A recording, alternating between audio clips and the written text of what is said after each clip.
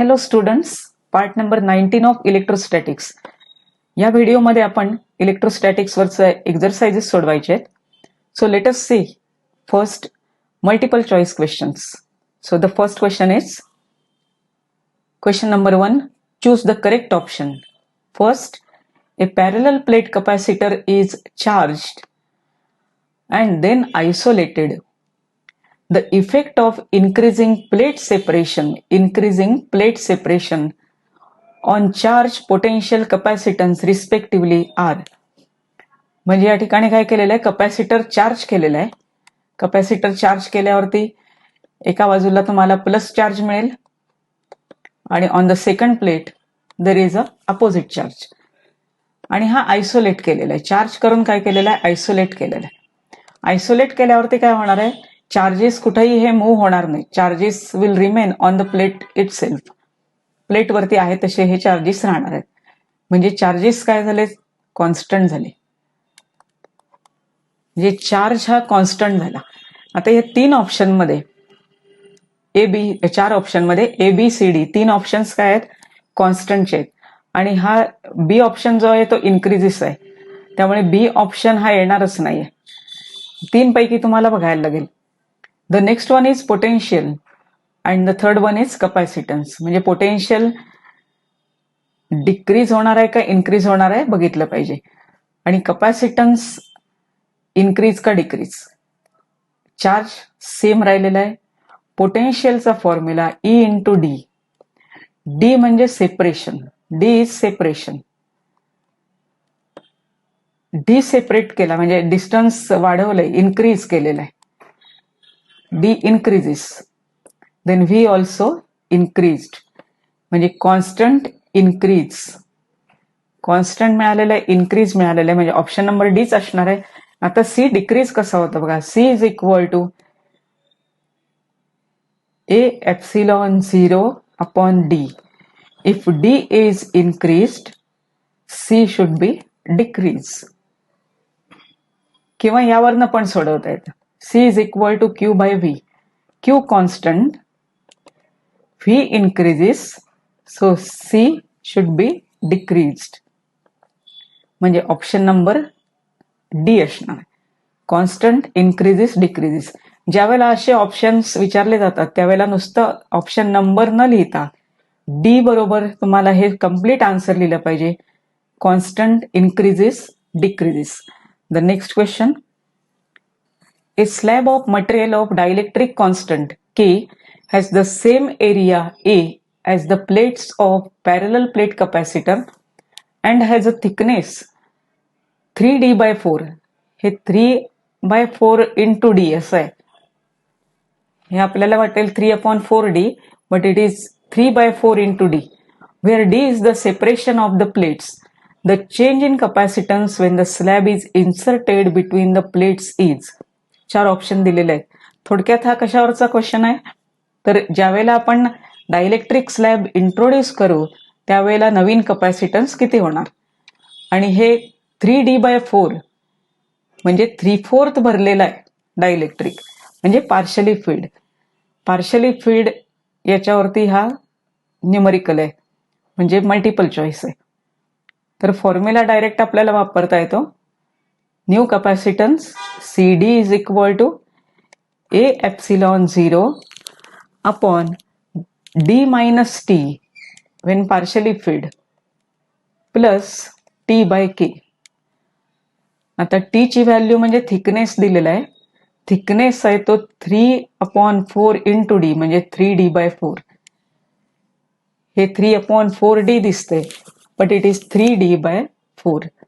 आता values put up केल्या तर तुम्हाला हे सोडवता येईल. CD is equal to A epsilon 0 upon D minus 3D/4 डिनॉमिनेटरला प्लस T अपॉन K आहे. T च्या ऐवजी तुम्हाला काय लिहिलं पाहिजे, 3D/4K. फक्त सोडवायचंय. हे सोडवल्यावरती काय मिळणार बघा. डिनॉमिनेटर फक्त सोडवायचं आहे. ए एप्सिलॉन 0 आहे तसंच राहील. LCM 4 येणार. 4D - 3D that is D/4 plus 3d/4k. आता यामधनं हा इथं ऑप्शन मध्ये तुम्हाला 4 साधारणतः वरती दिसतोय. तुम्हाला हे 4 जर आपण बाहेर घेतला d/4 तर काय मिळेल बघा. ε0 d/4 1 plus 3/k. So this is equal to ε0 या फॉर्मॅटमध्ये आणायचं आहे आपल्याला. 4 हा वर जाईल, d खाली राहणार आणि इथं 4 येणार. 1 प्लस 3/k.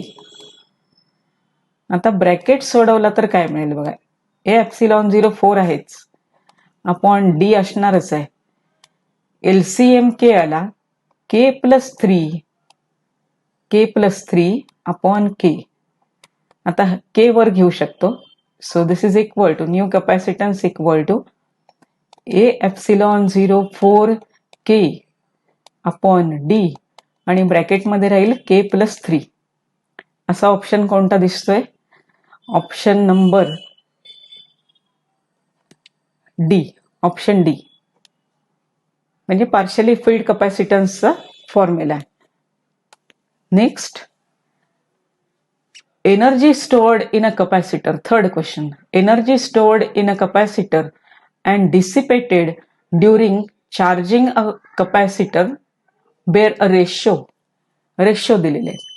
म्हणजे थोडक्यात काय विचारलेलं आहे, तुम्हाला टॉपिक ज्या वेळेला एंड होता टॉपिकचा म्हणजे चॅप्टरचा एंड होता त्यावेळेला एनर्जी स्टोअरचं आपण डेरिव्हेशन केलं होतं. Energy stored in charge capacitor 1/2 QV आणि बॅटरीने दिलेली एनर्जी आहे ती QV, सप्लाइड एनर्जी, सप्लाइड. आणि ही स्टोअर्ड, बॅटरीने किती एनर्जी दिली होती? QV, त्याच्यामध्ये सांगितलेलं आहे तुम्हाला. आणि stored energy in capacitor, stored in capacitor. आणि 1/QV काय झालेली आहे? ही लॉस्ट झालेली आहे. लॉस्ट म्हणजेच dissipated in the form of heat. Stored मिळाले, डिसिपेटेड मिळाले. दोन्ही काय आहेत? सेम आहेत. दोन्ही सेम झाले म्हणजे ह्या दोन्ही व्हॅल्यूज इक्वल आहेत. इक्वल असल्यावरती रेशो किती येणार? 1:1. द नेक्स्ट क्वेश्चन डायग्रॅम प्रमाणे सोडवायचा आहे हा. ए charge plus Q and charge minus q are placed at points A and B respectively, which are distances 2l apart. Which are distance 2l apart. म्हणजे याच्यामधलं distance पण दाखवलेलं आहे 2l. C is the midpoint of A and B. C is midpoint of A and B. The work done in moving a charge plus q along the semicircle म्हणजे circle केलेला आहे म्हणजे हा झाला रेडियस त्याचा, म्हणजे हाफ डिस्टन्स जे येणार ते रेडियस होणार. Semi circle CRD as shown in figure below is. याचे ऑप्शन पण दिलेले आहेत, 4 ऑप्शन्स आहेत. हे 4 ऑप्शन्स आहेत. 4 ऑप्शन मध्ये सोडवण्यापूर्वी पण काय याच्यामध्ये दिलेलं आहे बघा. तर चार्ज जो प्लस क्यू चार्ज आहे, हे 2 चार्जेस ठेवलेले आहेत. ह्या 2 चार्जेसचं फील्ड आहे म्हणजे याचं पोटेन्शियल या पॉइंटला असणार आहे, सी पॉइंटला.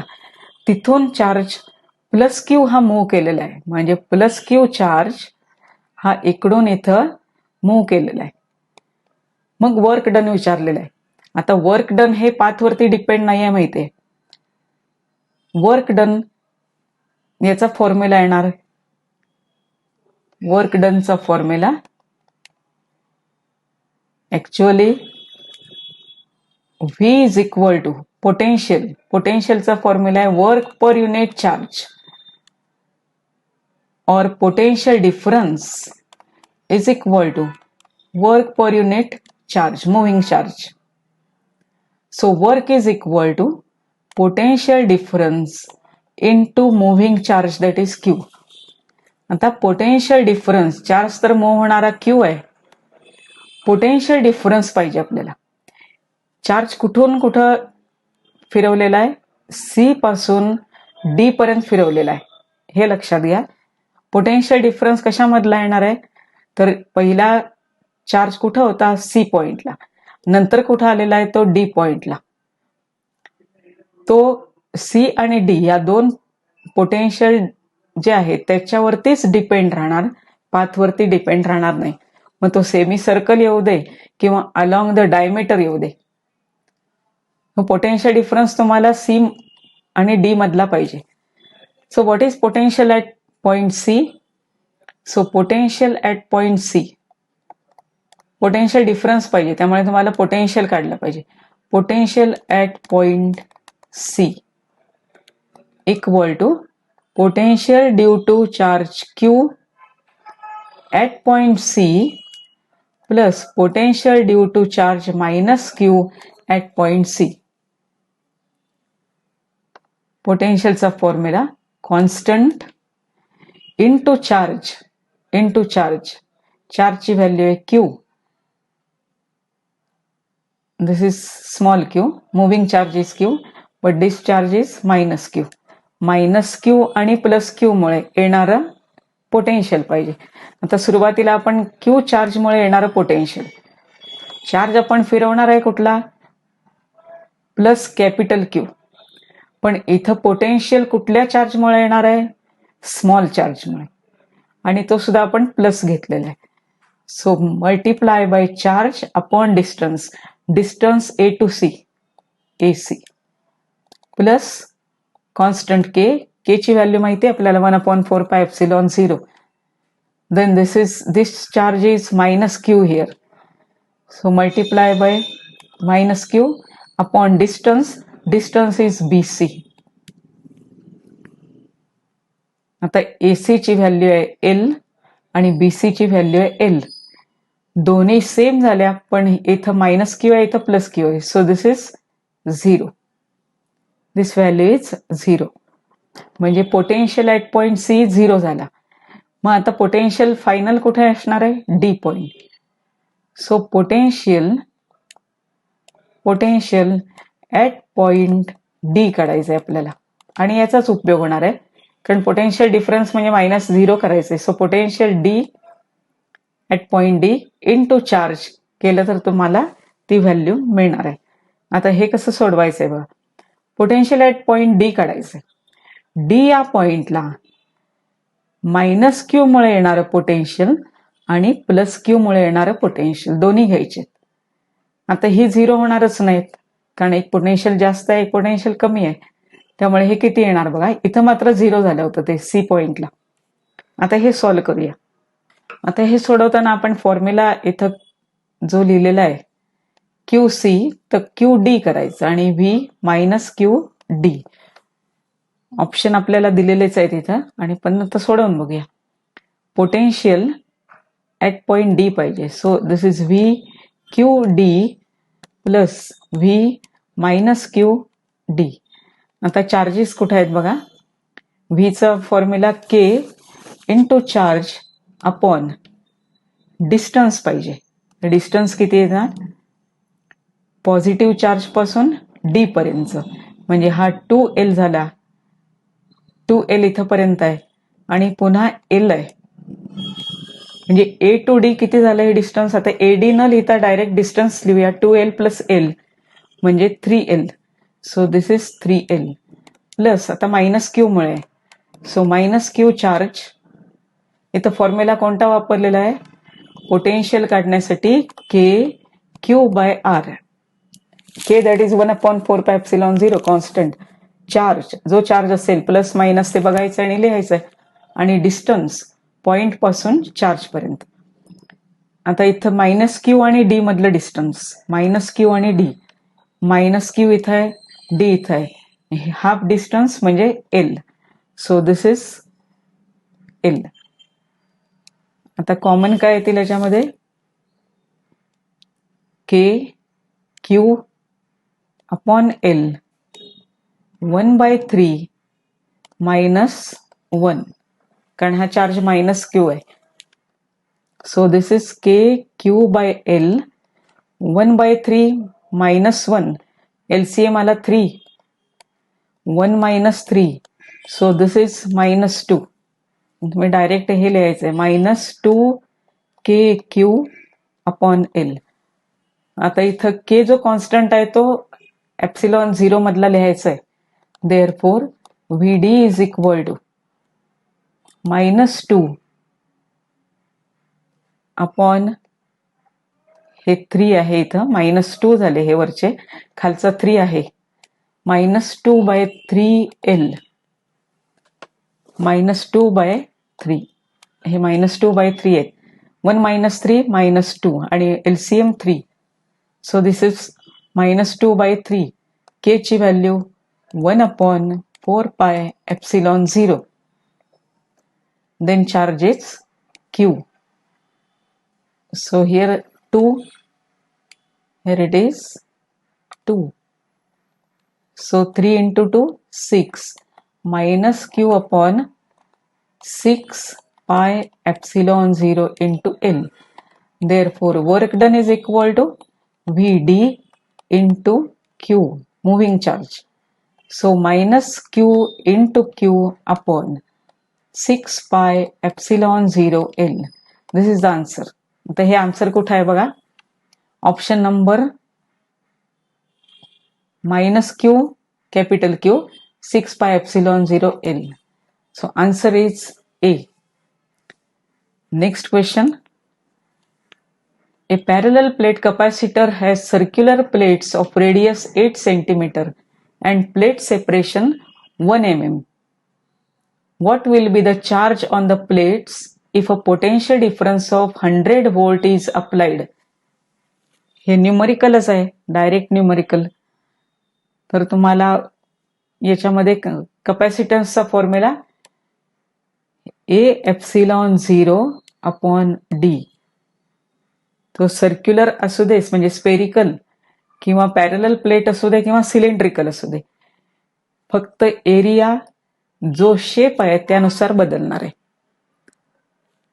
पॅरलल प्लेटचा एरिया ए डायरेक्ट दिला जातो, पण सर्क्युलर जर असेल प्लेट तर त्याचा एरियाचा फॉर्म्युला लिहायला लागेल तुम्हाला.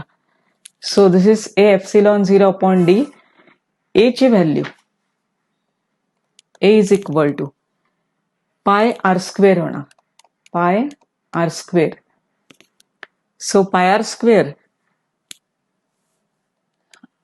रेडियस 8 आहे,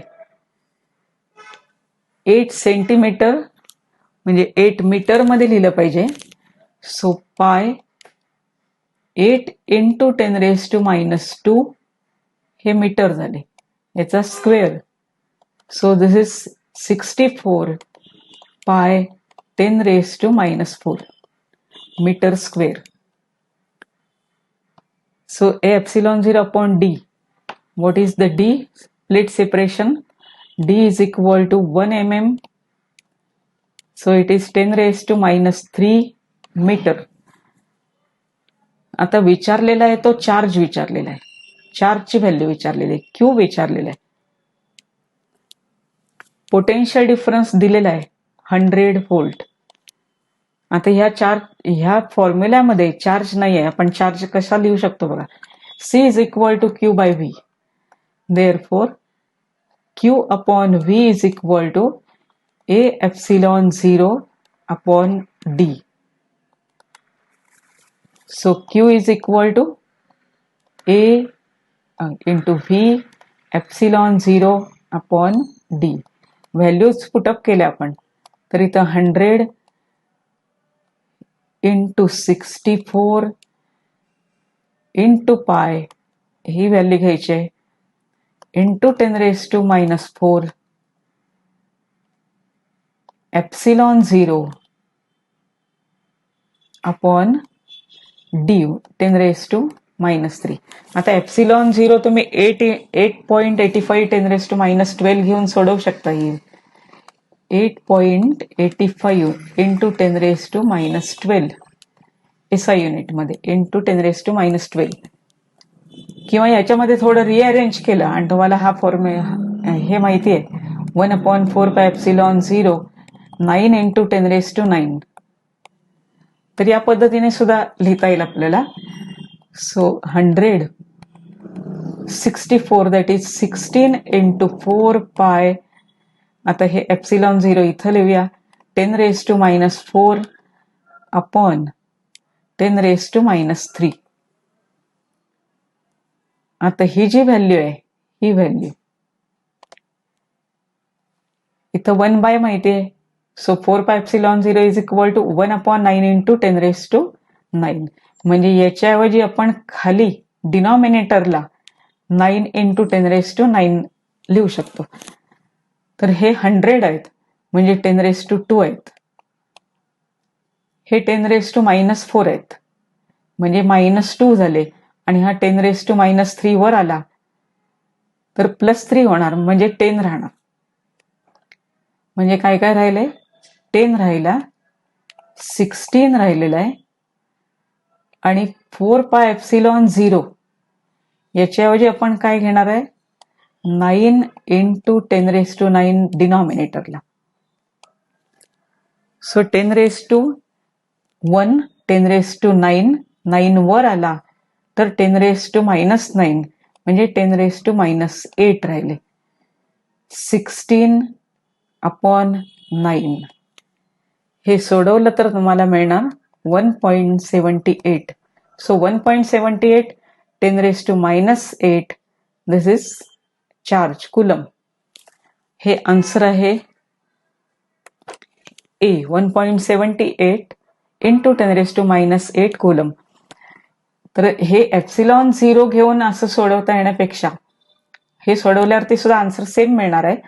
पण एप्सिलॉन 0 इथं 4 पाय जर घेतले तुम्ही तर हे आपल्याला हा फॉर्म्युला वापरता येतो आणि व्हॅल्यू डायरेक्ट मिळते. इथं कॅल्क्युलेशन एकदम सोपं होतं. So answer is a.